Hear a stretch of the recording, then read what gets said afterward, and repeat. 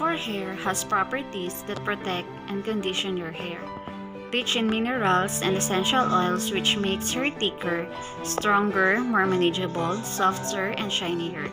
It contains natural anti-inflammatory and antiseptic properties which help keep scalp healthy and clean.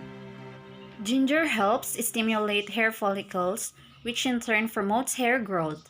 The many vitamins, minerals, and fatty acids in ginger also contribute to strengthening your hair strands to combat hair loss, and ginger contributes to restoring moisture loss.